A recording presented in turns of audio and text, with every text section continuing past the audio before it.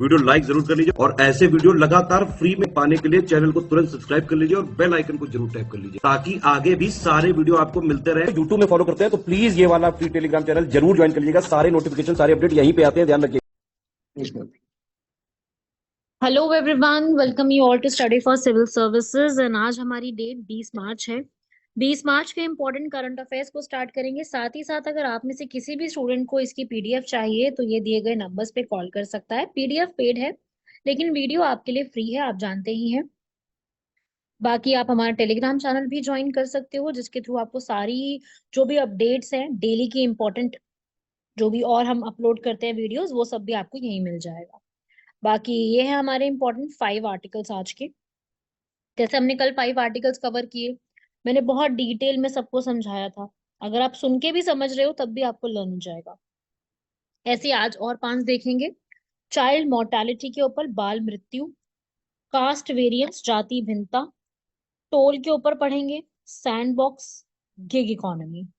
तो सबसे पहला हम लोग आर्टिकल देख लेते हैं, चाइल्ड मोर्टेलिटी क्राइसिस। अभी क्योंकि यूएन ने एक रिपोर्ट रिलीज करी इसलिए आर्टिकल न्यूज में आ गया कि पूरे वर्ल्ड में चाइल्ड कितनी डेथ हुई है, एनुअल नंबर। तो पहली क्वेश्चन क्या होगा कि ये रिपोर्ट किसने रिलीज करी है, तो वो यूएन की inter agency group for child mortality.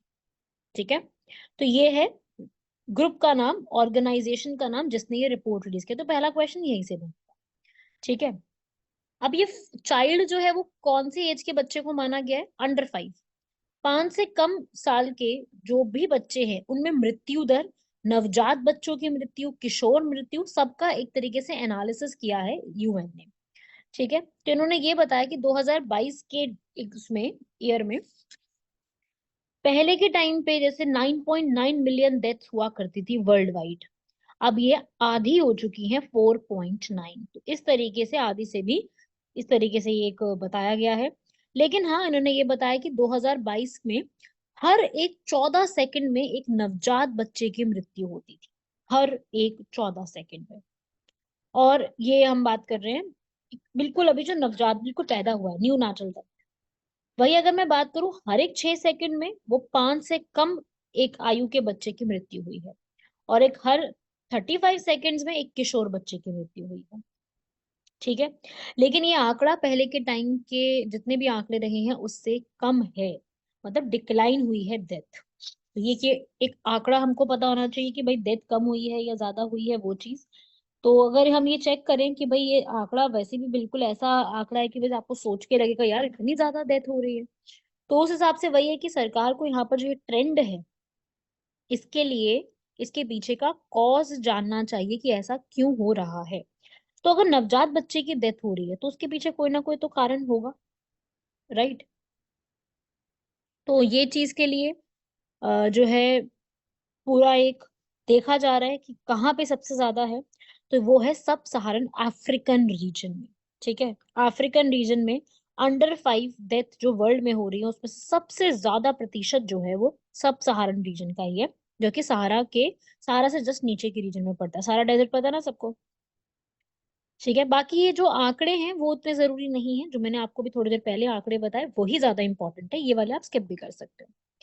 ठीक है, तो अब ये है कि इन सबको हम कैसे प्रिवेंट कर सकते हैं। तो भाई जो नए नए बिल्कुल नवजात बच्चे होते हैं उसमें सबसे बड़ा बीमारी का कारण क्या होता है? सबसे पहले निमोनिया हो जाना, प्रीमेच्योर पैदा होना, ट्रॉमा, कोई मलेरिया, डायरिया। तो इन सबको पहले प्रिवेंट करो। लेकिन वही बात है ना कि सब सहारन रीजन में, अफ्रीकन रीजन में इन सबके क्योर ही अभी तक सही से नहीं आए हैं। तो ये भी एक पॉइंट है ना इसका। ठीक है, तो इनको वैक्सीनेशंस देना, जब बर्थ हुआ उस समय ध्यान रखना, ब्रेस्ट फीडिंग पे ध्यान रखना, ये सब पॉइंट्स के तहत ही हम इसको सही कर सकते हैं। ठीक है, और सबसे बड़ी बात ये भी होती है यार कि सर्वाइवल हमारा प्लेस ऑफ बर्थ पे भी डिपेंड करता है।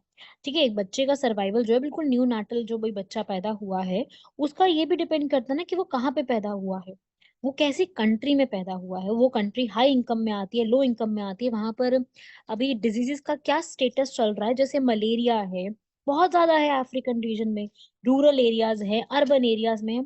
और ये भी एक बात है कि ग्रामीण क्षेत्र जो है, रूरल एरियाज में रहने वाले जो बच्चे हैं उनकी मृत्यु ज्यादा होती है as compared to urban areas. क्यों? क्योंकि अर्बन एरियाज में फैसिलिटीज ज्यादा है, वहाँ की हवा, वहां पे जो है डिजीजेस की जो वो है क्वांटिटी, वो सब पे भी डिपेंड करता है किसी भी बच्चे का सर्वाइवल। और आगे आने वाले टाइम पे ये बोला जा रहा है 2030 से पहले पहले 5 से कम उम्र की बच्चों में 35 मिलियन बच्चों की मौत होगी। और ये सबसे ज्यादा सब साहारन अफ्रीकन रीजन में होगा। ये यही बताया गया है इस रिपोर्ट के एस्टिमेशन पे। रिपोर्ट आपको याद रखना है, रिपोर्ट के सारे फैक्ट्स किसने रिलीज की, सब मैंने बता दिया। अब हम ये तो हमने बात कर ली पूरे वर्ल्ड में, अब हम इंडिया पे आते हैं। इंडिया में भाई ये बात कही जा रही है 2024 तक का डेटा अगर देखें, मार्च तक का, तो इंडिया ने चाइल्ड मोर्टेलिटी जो होती है ना, बाल मृत्यु दर, इस पे काफी सही काम किया है। और अगर 1,000 बच्चे पैदा हो रहे हैं तो उसमें से 28% ही अब रह गया है। मतलब ये भी है ज्यादा, पर ये है कि अब ये चीज जो है वो काफी ज्यादा कम हो गई है। ठीक है। तो अब वो ये कि इंडिया का अभी टारगेट ये है कि हमें 28 को 20 पे लेके आना है पहले। तो इसी के लिए सरकार ने हेल्थ मिशन लॉन्च करा, ताकि नए जो नवजात बच्चे होते हैं उनकी देखभाल करना, न्यू बॉर्न केयर हो गया, हेल्थ केयर प्रोवाइडर्स माल न्यूट्रिशन के ऊपर जो एक जो जो एक महिला कैरी कर रही होती है बेबी को, उस समय के ऊपर उस समय उन पे ध्यान देना। ठीक है। फीडिंग प्रैक्टिसेस बताना, और सबसे बड़ी बात immunization programme. Immunization programme already India ने स्टार्ट किया हुआ, और ये पूरे वर्ल्ड का सबसे बड़ा इम्यूनाइजेशन प्रोग्राम है। क्या नाम है उसका, इस पे कई बार यूपीएससी क्वेश्चन पूछ चुका है। That is mission Indradhanush. Right. ये जो है प्रेग्नेंट फीमेल्स के लिए सबसे बड़ा एक इम्यूनाइजेशन प्रोग्राम है, जो कि गिनीज वर्ल्ड रिकॉर्ड बुक में भी लिखा जा चुका है।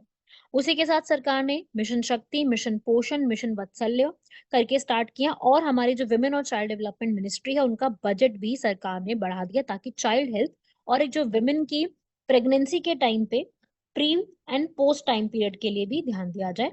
और आगे आने वाले टाइम पे इंडिया जो है वो इस चीज को रिड्यूस करने के टारगेट पे लगा हुआ है। और हाँ, इस रिपोर्ट के अनुसार इंडिया ने इसको इम्प्रूवमेंट करा है। ठीक है। लेकिन वो इम्प्रूवमेंट अभी और ज्यादा करने की जरूरत है। तो गवर्नमेंट का ही यहाँ पे सबसे बड़ा रोल आता है इन चीजों को टैकल करने में। और हर कंट्री को यहाँ पर SDG 5, जो हमारा सस्टेनेबल डेवलपमेंट गोल 5 है, जो कि अंडर 5 बच्चों की डेथ के ऊपर बात करता है, वो सब पे इमीडिएट एक्शन लेने की जरूरत है, स्पेशली सब साहारन अफ्रीकन रीजन। क्लियर हुआ भाई फर्स्ट आर्टिकल। सेकंड आर्टिकल है हमारा कास्ट वेरिएंस इक्वालिटी। क्योंकि अभी यहाँ पर एक केस आया था, पंजाब वर्सेस दविंदर सिंह का केस, जिसमें रिजर्वेशन के ऊपर बात होती थी। यही बात आई थी कि भाई स्टेट गवर्नमेंट जो है SC ST के जितनी भी लिस्ट है, SC ST की लिस्ट में जो सब क्लासिफिकेशन, क्योंकि ऐसा नहीं कि SC ST हो गया बात खत्म, SC में भी बहुत क्लासिफिकेशन है, ST में भी बहुत क्लासिफिकेशन है।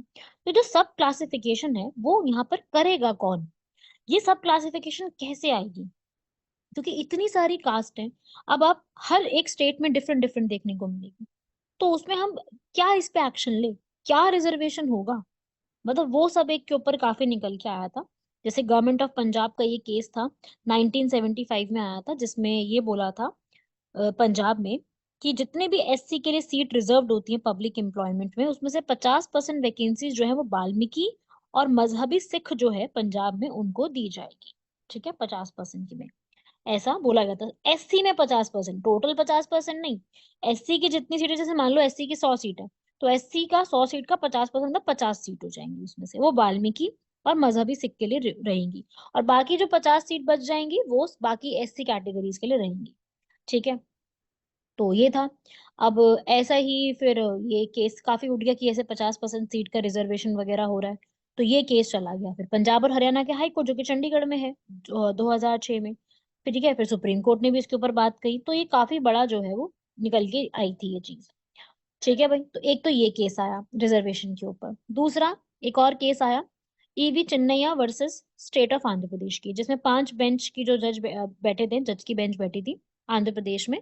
उन्होंने इसके ऊपर बात बोली थी कि हम इस तरीके से, मतलब बात यह आ रही कि भाई SC के रिजर्वेशन है वो तो ठीक है, लेकिन SC में और जो सब कैटेगरीज हैं उनमें भी रिजर्वेशन हो रही है, जैसे वाल्मीकि और सिख के लिए हो गया, या और भी बहुत सी कैटेगरीज होती है हर स्टेट में। तो कैसे, अब हम हर एक लिस्ट को कैसे प्रिपेयर करें, हम स्टेट गवर्नमेंट की जितनी भी वैकेंसीज होती हैं, रिक्रूटमेंट होती है, क्या उसमें हम रिजर्वेशन देना शुरू करें? फिर तो बाकी सब ऑफेंड हो जाएंगे इस चीज पर, और हमारा कॉन्स्टिट्यूशन भी ऑफेंड होगा इसके ऊपर। तो ये चीज है यहाँ पर। ठीक है।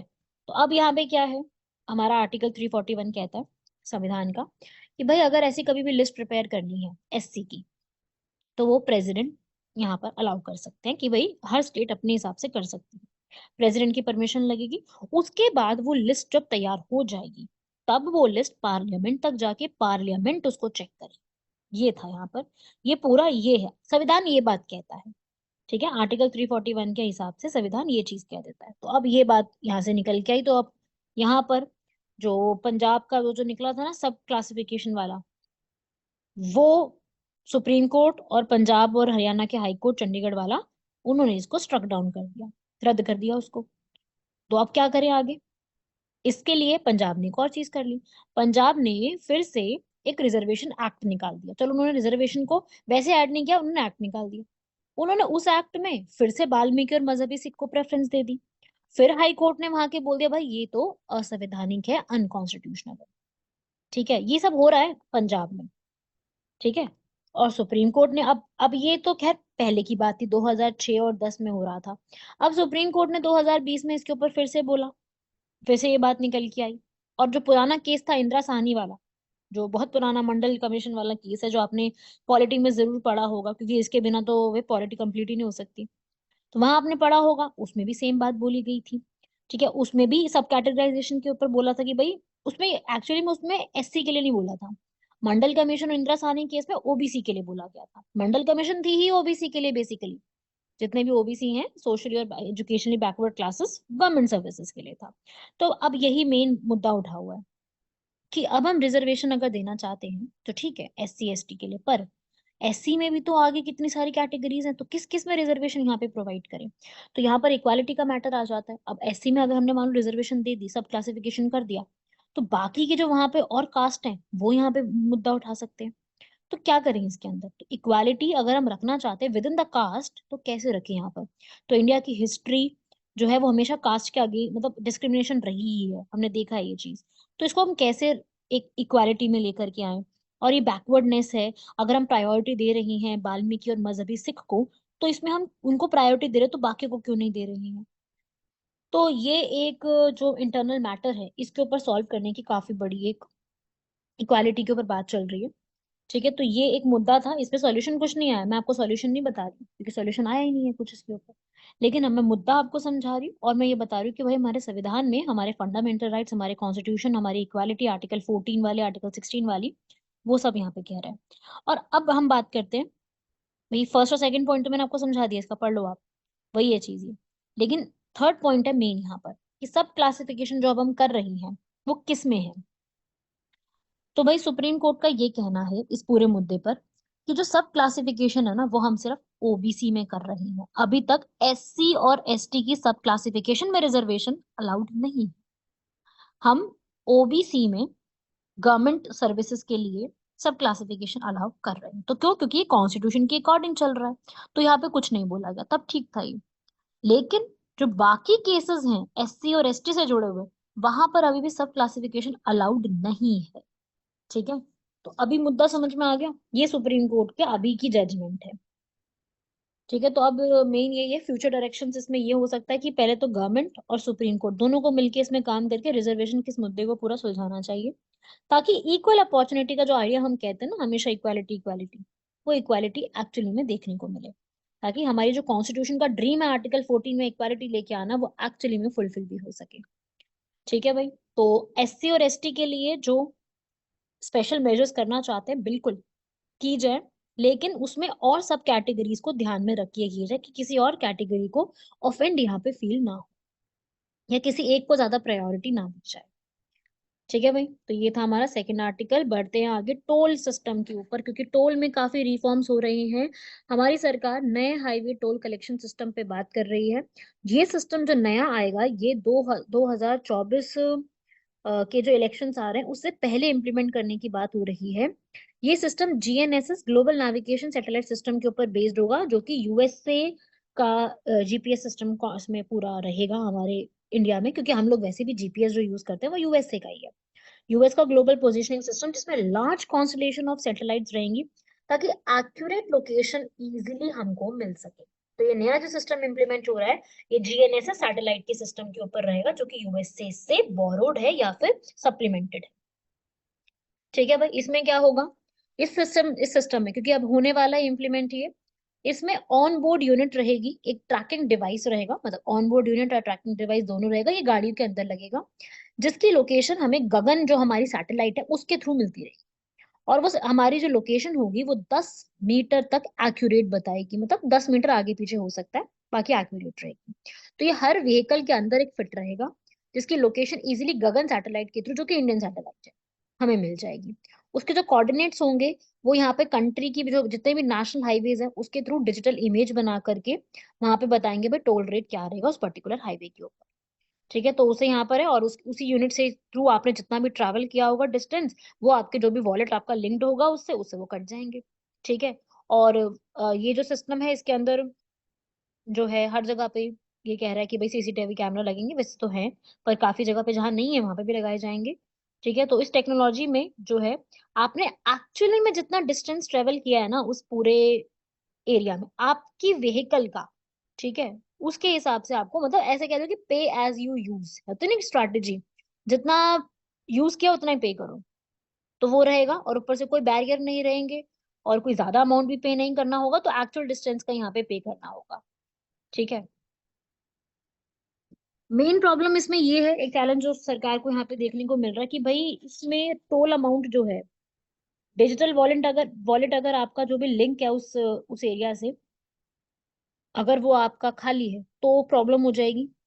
ठीक है, तो यहाँ पर ये है कि भाई डिजिटल वॉलेट जो आपका होगा, जैसे टोल का भुगतान आप करने वाले हैं, वो उसमें अपर्याप्त राशि है तो प्रॉब्लम एक हो जाएगी उसके अंदर। और इसमें ये पता है, ये मेन ये भी एक बात है इसके अंदर, आप यहाँ पे हाईवे में देख सकते हो, ऐसा भी लोग कर सकते हैं ना हाईवे में, कि भाई जो आपका ऑन बोर्ड यूनिट डिवाइस है, मतलब जो आपकी ट्रैकिंग वाला सिस्टम आपकी गाड़ी में लगा हुआ है, या ट्रक में या गाड़ी में कहीं पर भी, वो आप ऑफ कर दो, अगर स्विच ऑफ कर दो उसको, तो भी तो हो जाएगा जानबूझ के, ताकि आप भुगतान ना करना पड़े आपको। तो वो अगर आप जबरदस्ती स्विच ऑफ कर देते हो तो भी प्रॉब्लम हो जाएगी। ठीक है। या फिर आप, तो ये सब एक प्रॉब्लम्स हैं जो कि यहाँ पर अभी देखने को मिल रही हैं, इसके चैलेंजेस हैं यहाँ पर। ठीक है भाई। और एक ऑटोमेटिक नंबर प्लेट रिकॉग्निशन यहाँ पे लगाया जाएगा हर जगह पे, गैंट्री माउंटेड करके, ताकि हाईवे पे अगर आपने कोई भी वायलेशंस करी है तो उसके लिए होगा। अभी तक इंडिया में ऐसा कुछ है नहीं, हाईवेज के ऊपर कुछ इस तरीके से लगाया नहीं गया है, पर ये सिस्टम एक लगाने की बात यहाँ पे की जा रही है। एनएचएआई यहाँ पे सारा देखेगा इन सब चीजों के ऊपर, और प्रिवेसी थोड़े से कंसर्न्स भी रहेंगे इसके अंदर। ठीक है भाई, ये भी एक पॉइंट यहाँ पे पता होना चाहिए।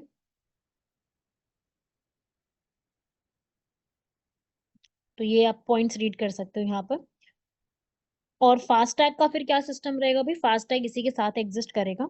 ठीक है, अभी इसका डिसाइड नहीं किया गया कि भाई फास्टैग का क्या सिस्टम रहेगा, मैंडेटरी होगा ऑन बोर्ड लगाना या फिर सिर्फ जो नए व्हीकल्स होंगे उसमें ऑन बोर्ड यूनिट लगेगी, ये पुरानों में तो फास्टैग चल रहा है। तो वो चीज अभी तक यहाँ पे बताया नहीं गया है। ठीक है। हाँ, गवर्नमेंट ये हमेशा से कह रही है कि हम सैटेलाइट बेस्ड टोल कलेक्शन लेके आएंगे, ये काफी टाइम से ये बात चल रही है। और फास्टैग तो 2021 से कंपलसरी भी कर दिए गए थे, क्योंकि अभी भी अगर मैं डेटा की बात करूं, दिसंबर 2023 का डेटा है जिसमें ये बताया था कि 98.9% व्हीकल जो कि टोल फ्री प्लाजा से क्रॉस होती है वहां पे फास्टैग लगा हुआ है। लेकिन वही है कि टोल का कलेक्शन भी तो इंक्रीज हो गया ना काफी। जैसे पहले टोल का कलेक्शन 2016-17 में 17,000 करोड़ आया करता था, 17,000 क्या 18,000 करोड़ का, अब ये 28,000 करोड़ हो चुका है। ठीक है, क्यों? क्योंकि जो है नंबर, तो एक बात तो भाई गाड़ियों की संख्या भी बढ़ गई है, दूसरा फास्टैग के जो वो है, लोगों ने अडॉप्ट करना भी शुरू कर दिया, प्लस टोल की जो अमाउंट है वो भी बढ़ गया है। ठीक है, बाकी ये कह रहे हैं कि भाई जैसे हम फास्टैग का पूरा देखते हैं, फास्टैग से ज्यादा किफायती पड़ेगा हमें ये जीएनएसएस का सिस्टम, तो देखो ये अभी इम्प्लीमेंट होता है या नहीं, इसमें आगे फॉरवर्ड होंगी चीजें। प्रिवेसी को ध्यान में रखते हुए ये सब करेक्शंस वगैरह किए जाएंगे, जितने भी अनपेड टोल्स हैं, क्या रहेगा यूज इसका, नई गाड़ियों में होगा या कैसे होगा, वो भी सब कुछ रहेगा। अभी इसको फास्टैग के साथ रखना है या कैसे करना है, वो सब डिसाइड किया जाएगा। क्लियर है भाई? फोर्थ आर्टिकल है हमारा सैंडबॉक्स रिविजन्स अनवील्ड। आरबीआई ने यहाँ पर सैंडबॉक्स के ऊपर जो है दोबारा से टाइमलाइन को रिवाइज करा है। ठीक है, अब ये इंक्रीज कर दिया गया है, 7 मंथ से 9 मंथ्स इंक्रीज कर दिया गया है, नया जो एक्ट आया उसके तहत। तो ये छोटा सा आर्टिकल है, ज्यादा कुछ इसमें नहीं है पढ़ने के लिए, बस थोड़ा सा ही हमें पता होना चाहिए रेगुलेटरी सैंडबॉक्स क्या होता है। रेगुलेटरी सैंडबॉक्स पहले तो ये समझ लो होता क्या है। भाई ये होता है नए प्रोडक्ट्स की टेस्टिंग करना। ठीक है, नए प्रोडक्ट्स को एक एनवायरनमेंट में, एक रेगुलेटेड एनवायरनमेंट में टेस्ट करना। ठीक है, जिसमें हम लोग टेस्ट करना, उससे बेनिफिट क्या मिलने वाले हैं, उसमें क्या फाइनेंशियली रिस्क हो सकते हैं, स्क्रीनिंग करना, शॉर्ट लिस्ट करना, उसमें से फिर तैयार करके आगे चीजों को देखना, उसको कहते हैं रेगुलेटरी सैंडबॉक्स। ठीक है, इसमें एक तो स्क्रीनिंग चलती है, फिर शॉर्ट लिस्टिंग की जाती है, टेस्ट करके इवेलुएट करके अप्लाई किया जाता है। तो ये इसके प्रोसेस रहते हैं जो यहाँ पे लिखे भी हुए हैं, आप डिटेल में पढ़ सकते हो, वैसे जो समझाया है वही इसमें चेक किया जाता है। किसी भी प्रोडक्ट के ऊपर हो सकता है, मेन प्रोडक्ट यहाँ पर बैंकिंग से जुड़ा हुआ है। ठीक है, ठीक है, कोई भी कंपनी यहाँ पर फिनटेक कंपनी या फाइनेंशियल टेक्नोलॉजी स्टार्टअप भी हो सकती है, बैंक है, कंपनीज है जो यहाँ पर आरबीआई के साथ पार्टिसिपेट करना चाहते हैं, चाहे वो किसी कार्ड के ऊपर करना चाहे, किसी डिजिटल पेमेंट के ऊपर करना चाहे, किसी भी चीज के ऊपर, वो जो पहले पूरा चेक होता है उसे रेगुलेटरी सैंडबॉक्स कहते हैं। ठीक है, उसमें अलग अलग तरीके की एंटाइटीज होती हैं, नंबर चेक किया जाता है उसका पूरा, एक स्टाइपेंड पीरियड के हिसाब से उसको पूरा देखा जाता है, उसकी केवाईसी कराई जाती है, मतलब हर चीज के बारे में चेक किया जाता है।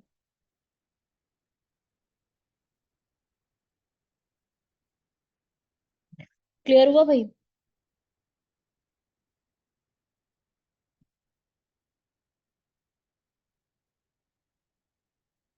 तो ये आप लोगों को क्लियर हो जाना चाहिए, ये एक रेगुलेटरी सैंडबॉक्स करके सिस्टम है, तो बस छोटे से ही है, यहाँ पर थोड़ा सा रिवाइज किया गया है। आरबीआई इसको पूरा चेक करता है, फाइनेंशियली चीजों को। ऐसे ही हमारा अगला आर्टिकल है गिग इकोनॉमी के ऊपर। गिग इकोनॉमी का अभी रिसेंटली जो गिग वर्कर्स होते हैं, गिग वर्कर्स का, जैसे कि कैब ड्राइवर्स हो गए, जोमेटो स्विगी वाले डिलीवरी, मतलब कोई भी delivery person, not exactly Zomato Swiggy, कोई भी हो सकता है। तो उनके लाइफ में क्या चैलेंजेस आ रहे हैं, उनके प्रोफेशन में क्या चैलेंजेस आ रही हैं, वो यहाँ पर एक बताया गया एक स्टडी में। ये स्टडी की है people association of grass root movements, India federation of, और पेनिस्लाविया और जर्मन फाउंडेशन ने मिल करके किया। 10,000 वर्कर्स पे इस पे पूरा काम किया, ये इंडिया में चेक किया गया, ये इंडिया का ही है सिर्फ, जिसमें उन्होंने अब कुछ रिजल्ट निकाले हैं।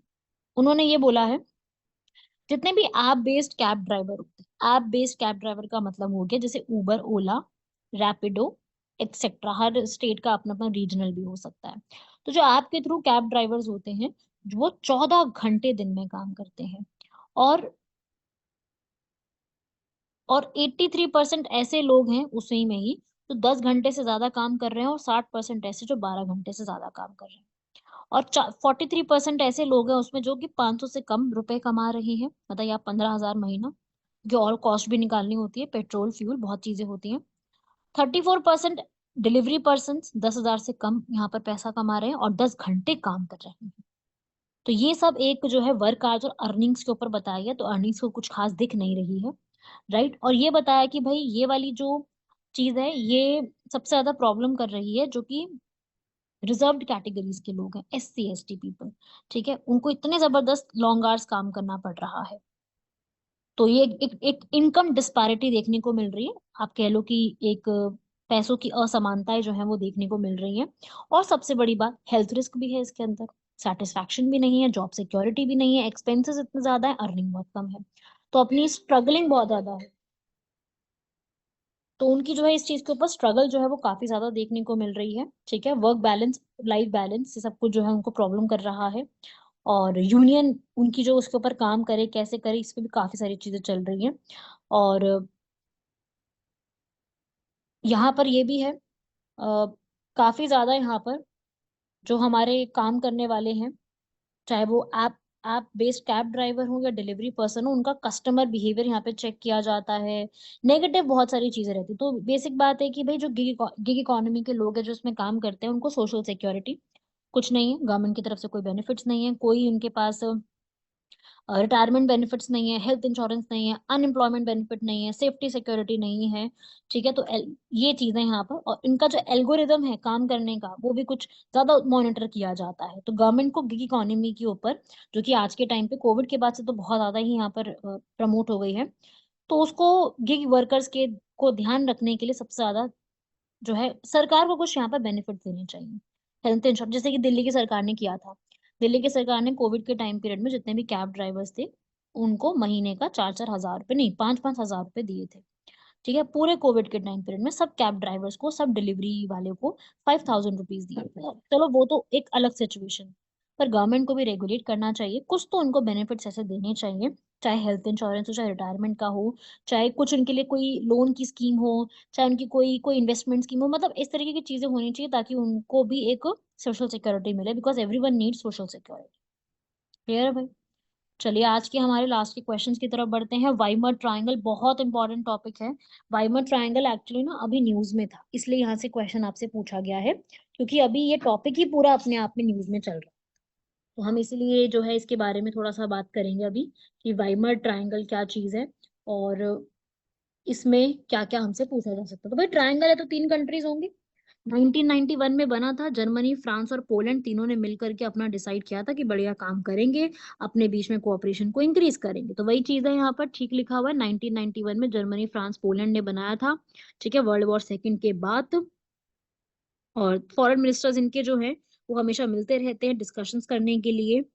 ठीक है, तो एक जैसे हम कहते हैं ना कि अपने इंडिया के आसपास ब्रिक्स बना हुआ है, क्वाड बना हुआ है, ऐसे ही इनका वाइमर ट्राइंगल। ठीक है भाई, नेक्स्ट आता है यहाँ पर मिसल ऑफ वाटर के ऊपर क्वेश्चन। इसको भी आप यहाँ पे रीड कर सकते हो। मिसल ऑफ वाटर, इसमें मिसल्स मॉलिक्यूल्स होते हैं जो कि ऑयली सब्सटेंसेस को रिमूव करने के लिए यहाँ पे यूज किए जाते हैं। माइल्ड सर्फेक्टेंट्स होते हैं, स्किन यूज के लिए भी इजी रहते हैं, आप पढ़ सकते हो इसके अंदर। उनमें हाइड्रोफिलिक मतलब हाइड्रो लविंग, हाइड्रोफोबिक मतलब हाइड्रो वाटर हीटिंग कह सकते हो, सारी प्रॉपर्टीज होती हैं। ठीक है भाई, ये था हमारा आज का क्वेश्चंस। और आज का लास्ट मेन क्वेश्चन है पीएम सूर्य घर स्कीम। रिसेंटली स्टार्ट की गई है पीएम सूर्य घर योजना स्कीम, मुफ्त बिजली योजना जो है सरकार ने स्टार्ट की है, जो कि रूफटॉप सोलर के लिए स्टार्ट किया गया है, सो दैट जो है सोलर एनर्जी के ऊपर जो है लोगों को ध्यान आकर्षित किया जा सके। ठीक है भाई, यहाँ पर ये सिस्टम है पूरा पीएम सूर्य घर मुफ्त बिजली योजना। इसमें सेंट्रल गवर्नमेंट 300 यूनिट इलेक्ट्रिसिटी जो है वो फ्री में सप्लाई करवाएगी। ठीक है भाई, फाइनेंस मिनिस्टर ने स्टार्ट किया था, अभी के इंटरिम बजट में तो आया ये। 1 करोड़ घरों के लिए स्टार्ट किया गया है ताकि लोग जो है रूफटॉप सोलर सिस्टम को अपनाना शुरू करें, उसी से आप अपना इलेक्ट्रिक व्हीकल्स को चार्ज कर सकते हो, जो भी चीजें हैं उसमें आराम से कंजम्पशन जो है वो की जा सकती है। तो आपको यहाँ पर सोलर एनर्जी के बेनिफिट्स और इस स्कीम के बेनिफिट्स को समझाना है। तो यहाँ तक कंप्लीट करिए भाई अपने आर्टिकल्स को, सारे इंपॉर्टेंट है। बाकी मिलते हैं आप सभी लोगों से नेक्स्ट लेक्चर में, तब तक के लिए धन्यवाद, शुक्रिया।